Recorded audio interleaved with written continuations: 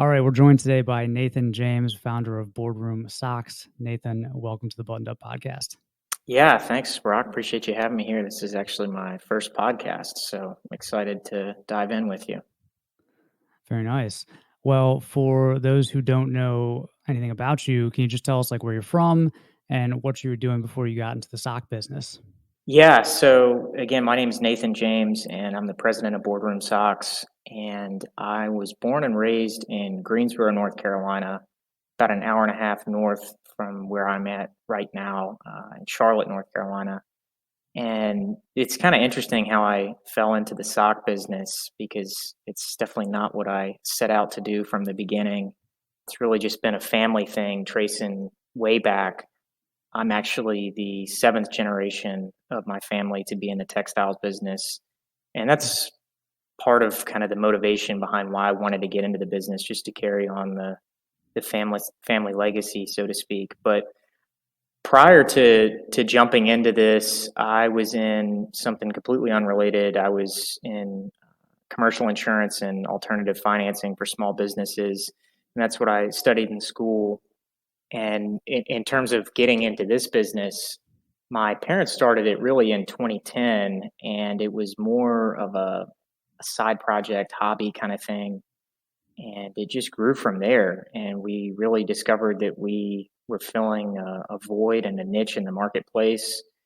And particularly as a lot of American manufacturers of dress socks and men's socks in general were going bankrupt, going out of business, shutting down, moving overseas, that niche just kind of became more and more apparent for us. And after my parents started the business, I started getting involved in addition to my day job. And it just, like I said, it kind of took off. And then I eventually, a couple years ago, decided to commit to just jumping in full time. Nice. And so if you're the seventh generation in textiles, what were the prior six generations doing? What kind of things were they making?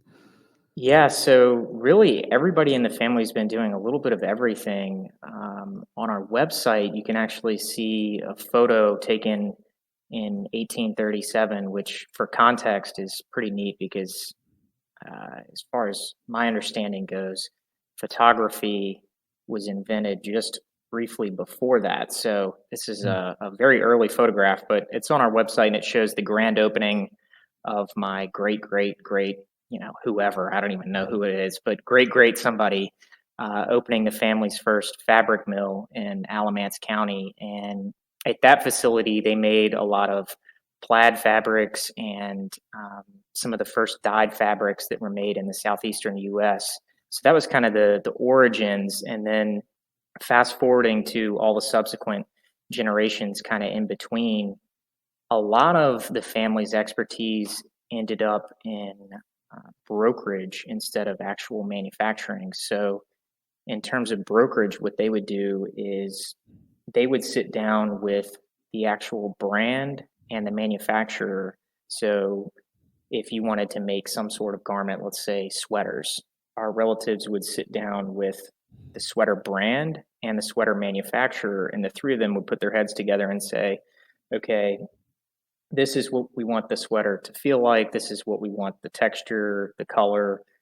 And then our relatives would source the fibers and the yarns to go into those garments and supply the raw materials. So basically, being a middleman of supplying yarn and raw materials. And that's what my grandfather and my father fell into. And by doing that and by acting as a broker, you learn really the whole business. And their niche ended up becoming hosiery, where the brands and the designers and the manufacturers that they predominantly worked with were in the hosiery business. So through that, they gained access to some of the best hosiery manufacturers, designers. They knew where to get the raw materials, all of that. And then that's how we came up with this brand, is really just a natural vertical consolidation of some of that. Got it. Cool. And so when you first started your career though, you went into finance and insurance, so you weren't necessarily interested in carrying the torch right away. No, not at first. I mean, I'd always wanted to join the family business, and I've always been pretty entrepreneurial and wanted to work for myself.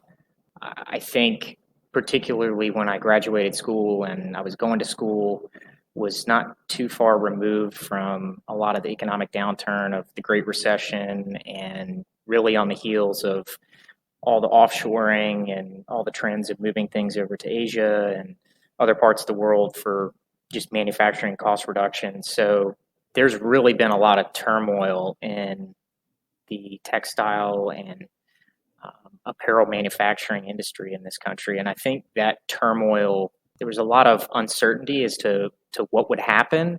And I think that led to my parents kind of guiding me to go off and do some other things. And fortunately, I think some of it has stabilized a little bit, particularly in our specific niche.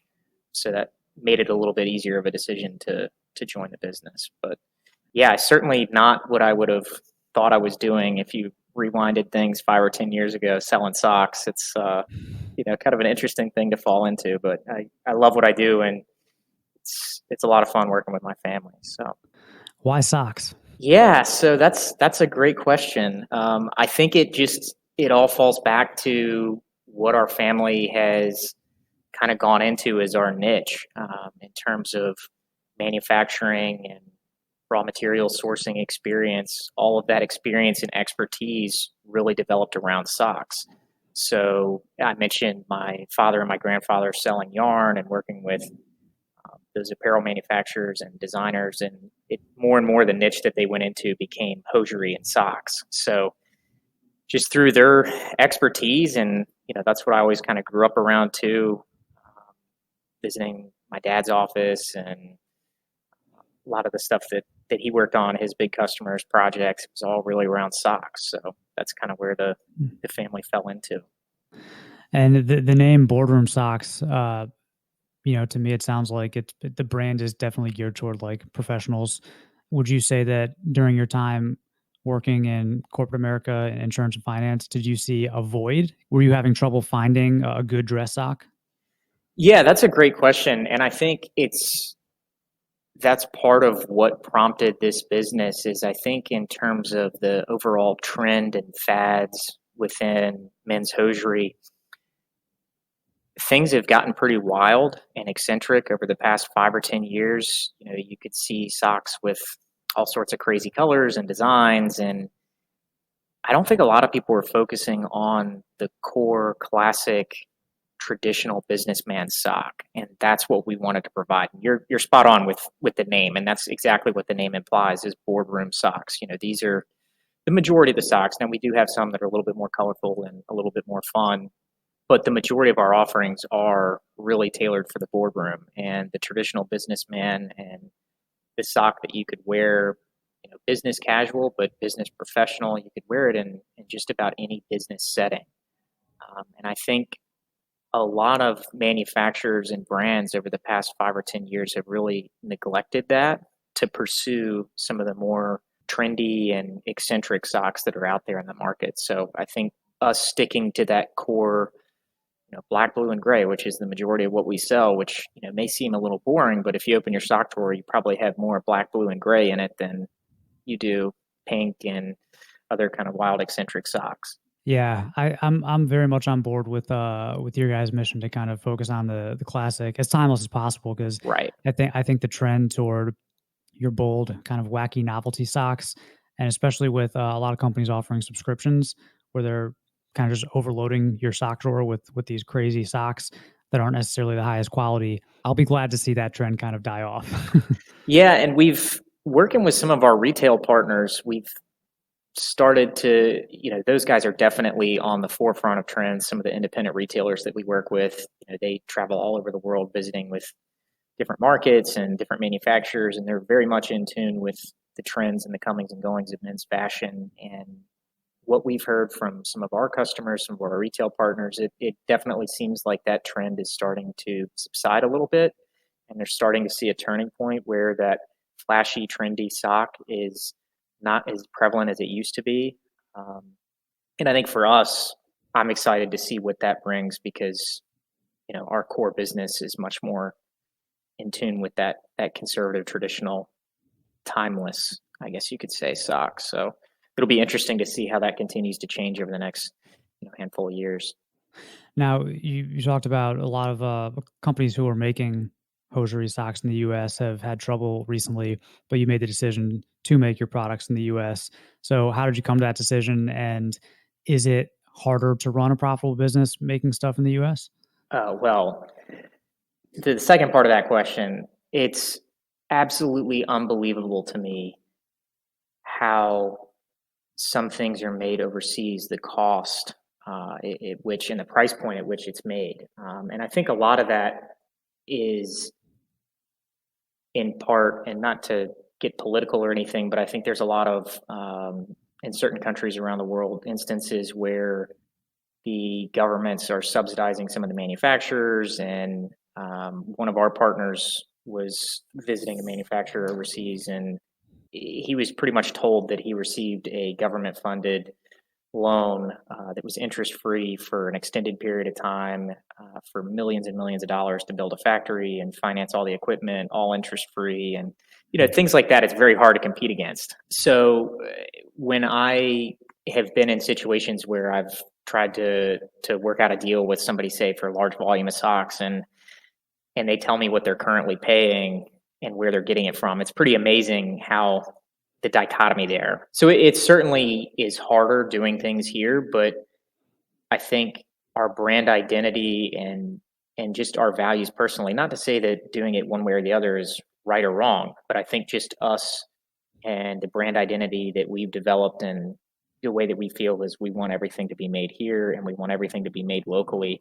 And a lot of that is where we're located. So we're in North Carolina, and North Carolina has for generations and generations been a hotbed of textile and apparel manufacturing in the United States. And that's just how our family's all grown up is in that industry. And we want to support the local economy here in North Carolina. And we're a small business, but we still want to do our part to keep some of these mills running. And all the folks that we work with are all family businesses just like us. Some of them are second, third, fourth, so on and so forth generation. And I just, for me personally, especially coming out of I was working at a big Fortune 50 company, and corporate America, it can be a little impersonal. And I think, especially for me, transitioning into this business environment where everybody that we're working with is a family business just like us, that's a lot more, I guess, intrinsically rewarding and gratifying as opposed to just doing business with somebody over the phone and not really being able to see the jobs and the lives that you're impacting and touching locally. So I don't know if that answers the question, but that's kind of the way that we've always approached things, is really supporting our local economy and in North Carolina as a whole. And if you look at our logo, that's the outline of the state of North Carolina.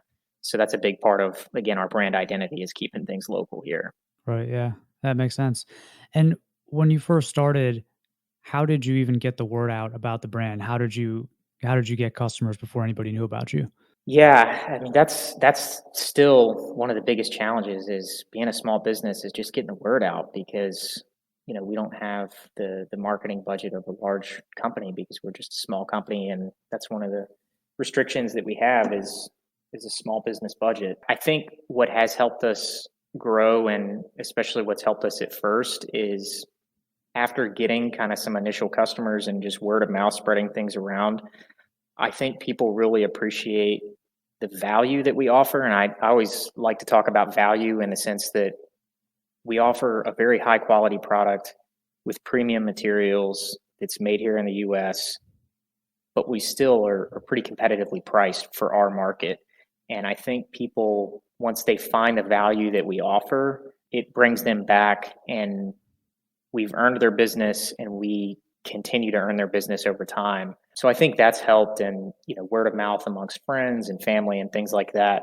So I think that is what helped us kind of get off the ground. But that's definitely the challenge, is as a small business getting the word out and competing against some of the big guys.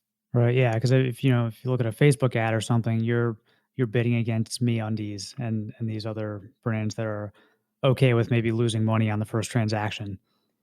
Well, and that's part of what's interesting, is there definitely have been, over the past handful of years, some big players that have come into this. They've gotten a lot of venture money and they've gotten a lot of outside money, and going in and seeing some of the analytics, I mean, e-commerce in general is just fascinating. Some of the stuff that you can find and see, and you can get a rough idea of what somebody's paying by looking in Google Ads and some of these other tools. You can kind of see where you fall in the competitive landscape. And with enough context, you can kind of deduce what somebody's paying and how things are working out. And it's amazing the amount of money that some of these brands are spending, and how they do it, I don't know. I think it's just a lot of venture money, and they've got pretty aggressive marketing budgets that are supported by that. But in terms of the long-term viability of that, I don't know. I think you're starting to see some of that come full circle with WeWork and some of the other things that are going on, and just bigger picture with some of these tech investments. And if any of that will come to full circle and fruition in consumer packaged goods, I would assume it would, but who knows? But it is interesting, and it does, as a small business, it certainly makes it challenging for us. But that's all part of it. I mean, the internet in general has really transformed things so much. It's so interesting. The barriers to entry are so much lower to getting a product out in front of people than what it used to be. So Right. there are always more competitors out there, and that's just part of the challenge. And it just makes us have to focus on what makes us unique, what's our competitive advantage, what's the value that we bring to consumers, and how can we continue to refine that and reiterate that message. Yeah, and when it comes to quality, it seems like, especially with something relatively simple like a sock, there's, one of the most important aspects is the material that you start with, and then the craftsmanship. And so inside of the materials, you have customers are used to hearing these words like merino wool or Pima cotton. And I think a lot of the times people don't even really know what that stuff is. But if you don't hear it, if you don't see it on the product page, it's kind of like this quality indicator, even if you don't know why. So, first of all, what is, in your opinion, the best material for a dress sock and why? It's interesting. I had a conversation with a customer about this exact same topic earlier this afternoon, and I think there's a really a preconceived notion about merino wool, and I think a lot of people think merino wool is hot, it's itchy, and it's an uncomfortable fiber. But in my opinion, and I would argue in a lot of other people's opinion as well, merino wool is the best fiber that you can have in socks. And the reason why is because merino wool breathes, and merino wool will pull moisture and sweat and perspiration and heat away from your body, whereas cotton absorbs a lot of moisture. And if you wear a pair of cotton socks around all day, a lot of times your feet get cold and damp and just uncomfortable because the cotton is just absorbing all of that and it's not moving it away from your body. Whereas wool, which again most people think of as hot and uncomfortable, it's the exact opposite. It's actually pulling that moisture away from your skin and keeping you comfortable. So really, even in warm and in cool weather, I think merino wool is the best fiber in terms of socks, because it retains that and helps you manage the moisture and the temperature and really odor as well. There are a lot of interesting properties with merino wool that naturally, and I think a lot of it is, not to go off on too much of a tangent, but I think a lot of it is, if you look at the environment of where merino sheep live, it's a very interesting climate in parts of New Zealand where you can have dramatic temperature fluctuations. And if you think about how that animal has to be suited to survive in that environment, it starts to make a lot of sense as to why that would make them good to put into apparel. But the short answer is, I think the best sock that you can wear is a merino wool over the calf sock. That's what I wear every day, and that's certainly our most popular style that we sell. Over the calf, just because it stays up all day. Yeah, it stays up all day, and I'm sure a lot of people listening probably have not tried over the calf socks before. I would highly recommend it.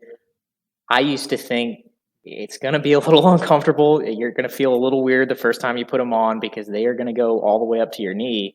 Mhm. But once you get over that mentally, they're very comfortable and they will stay up all day. And it's pretty amazing to actually have that happen, because you're not sitting there constantly pulling your socks up all day. So it's very comfortable. I agree that a wool sock is the best, and I think people don't realize how versatile wool is. That it's not just for winter. I even have a couple of wool t-shirts that I use as workout shirts, and it's amazing how they just they don't hold any odor. You know, Right. you can kinda let them hang for a day, and they're almost ready to wear again. Yeah, it's an amazing fiber. It's really neat.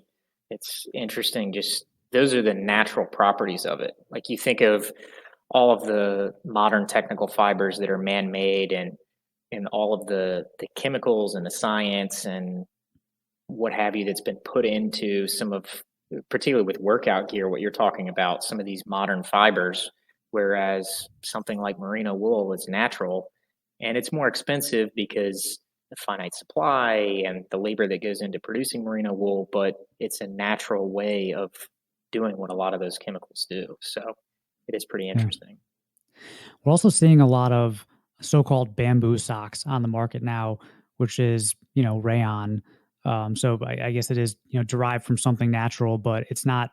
I think when people hear bamboo socks, they picture like bamboo being, cut into strips and used to make socks, which is obviously Right. it's a more involved process. So what are your thoughts on bamboo as a material? You know, um, I haven't put a lot of thought and effort into that. We've just focused so much on Pima Cotton and merino wool that I don't even know if I could venture an intelligent opinion around that. I think there are some interesting things being done. I know one thing, slightly different, but one thing that my dad was actually involved in was recycled plastic, where he was working with a customer that would take Coke bottles and all sorts of other consumer packaged goods and recycled plastic, and they would chip it up, they would shred it, and then they would melt it down and turn it into a yarn. And that would be used to make all sorts of apparel. And I'm not sure if they made socks or not, but like T-shirts and things like that. That's actually recycled plastic. But you would never know that looking at it and feeling it. It feels like just any other type of soft, supple textile. But that's pretty interesting. And as consumers get more and more environmentally conscious, I would expect trends like that to continue to heat up. But in general, I think people try to put a lot of spin on things, and you'll see people try to make a lot of claims about some of these man-made materials, why they're better and all that sort of stuff. But I think part of what's forcing some brands to pursue that is the cost of natural materials has gone up significantly. Like cotton and wool is much more expensive, and the price has been going up significantly because of increased demand coming out of Asia and Australia. The climate, they've had some issues over the past couple of years, and now with the fires, I don't even know what kind of impact that's going to have on wool production. But things like that have really put price pressures on producers of natural fibers. And so I think when that happens, producers are looking for other ways to kind of try and tackle things more affordably. So I think that's probably part of what's driving some of the talk behind some of those other fibers. And within cotton, similar to merino wool, Pima cotton is the cotton that you want to see in your socks. So, what is Pima cotton, and why is it so special? Yeah, so a lot of that has to do with the length of the actual fiber itself. So the longer the fibers are within cotton, the more in really any material, the longer the fibers are, the softer it's going to be, the stronger it's going to be, the more resistant it will be to abrasion.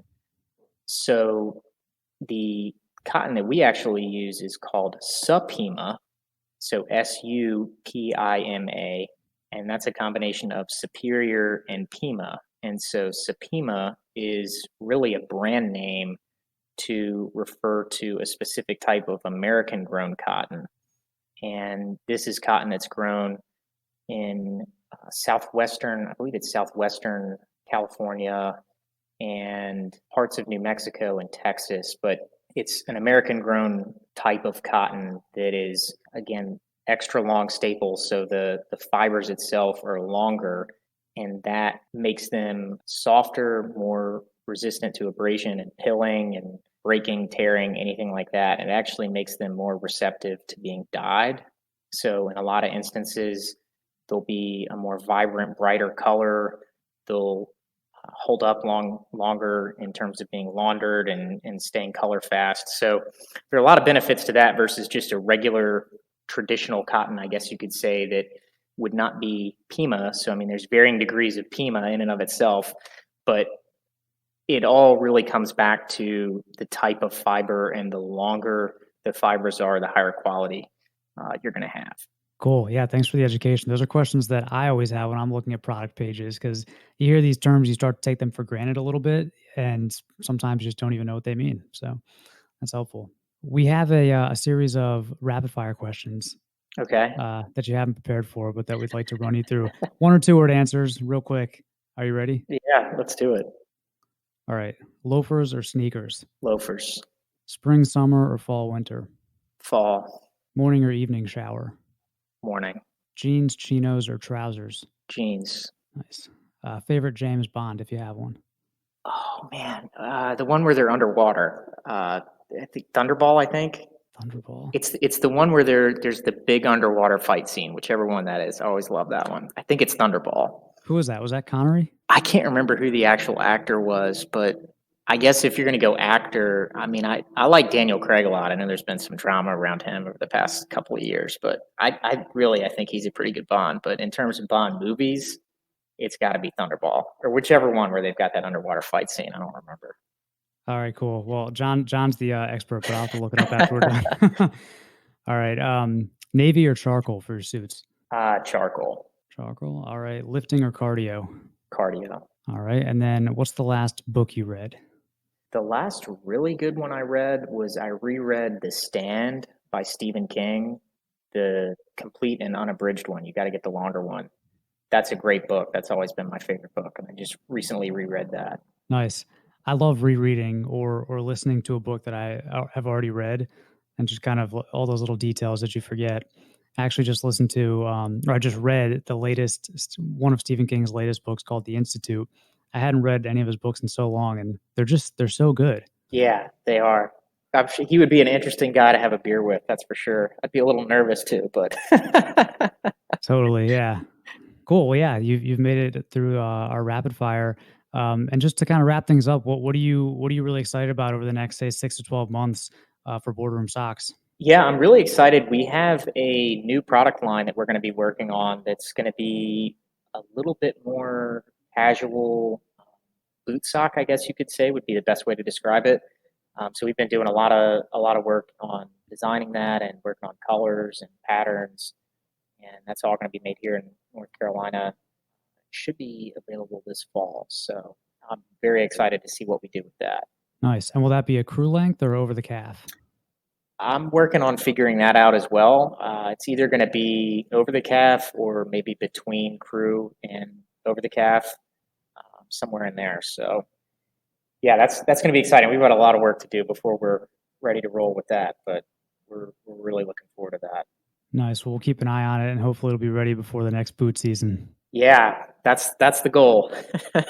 Cool. Well, yeah, we're excited to just keep an eye on that. And everybody listening, you can go check out boardroomsocks.com. And yeah, thanks, Nathan, for being on the show. Yeah, thanks so much for having me. I really enjoyed it.